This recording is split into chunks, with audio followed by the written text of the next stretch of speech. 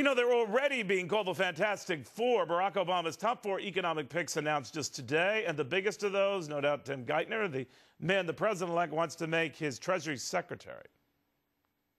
Tim will waste no time getting up to speed. He will start his first day on the job with a unique insight into the failures of today's markets and a clear vision of the steps we must take to revive them. All right, so we already know that Geithner's wicked smart, wicked experienced, so wicked good choice, right? Well, not to John Berlau, who sees Geithner as wicked, kind of more the same. So you're not smitten, huh, John? I'm not, and I actually think he's seriously lacking in experience, Neil. He is not neither an MBA nor a PhD, has not been a corporate executive like Secretary O'Neill or Secretary in Bush and Secretary Rubin in the Clinton administration, has not been an academic economist, taught economics. It has not been... well, that's actually a plus. That not teaching economics is a plus, don't you think? Kidding. Larry Summers did pretty good. He did, having been a teacher of economics. He's a PhD in econ. Don't tell the women at Harvard that. That's a whole separate issue. But let me get your sense then of what Geithner might bring to the table. He's got experience in these bailouts. Some would say almost too much so, because he has been an instrumental player in what has proven to be very costly rescue campaigns, all the way back to long-term capital, which was the hedge fund that was effectively saved by private industry, but backed up by Uncle Sam.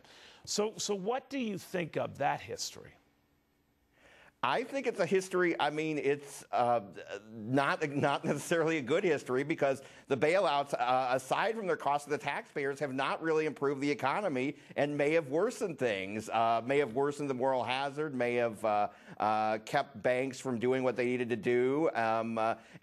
He sort of circumvented rules to do Bear Stearns, and then AIG, where they wipe out the common shareholders, yet all of the debt holders get redeemed 100%. And the employees can still go to lavish resorts. I mean, there have been bipartisan criticism of those. So that's the only experience really he's bringing to the table, because he lacks those other credentials. So why did the market go up so much on Friday when his name was announced? The markets got up. The markets got up because, for a lot of reasons, because it had gone down so much. It had kind of had no place to go, and also that President-elect Obama will not necessarily be raising taxes as soon as he said he was going to do. Is a good boost for the market. The other economic picks were stellar, but I think this could be, with Mr. Geithner at Treasury, this could be short-lived, just like the bailouts of AIG and Bear boost the market temporarily, and then it slides back worse than it was before.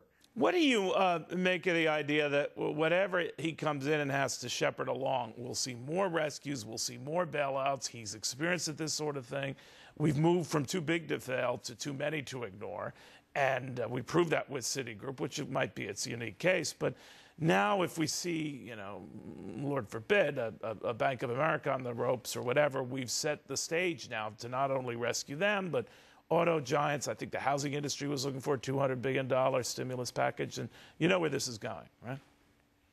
I know it's sort of the slippery slope, and once you've started this process of saying, you will bail them out, when do you stop? Your previous guest, Secretary O'Neill, he had the courage to, when Enron came to him in 2001, I think the 7th largest company in America, to say no to them, to say you're not too big to fail, and the economy was picking up a couple quarters afterwards. So we need that kind of courage in a new Treasury Secretary, Republican or Democrat. Do you find it encouraging, though, that apparently Geithner speaks fluid Mandarin? And my challenge to him is at his confirmation hearings, that's all he speaks. He answers all questions in Mandarin and just leaves them at a loss. What do you think of that?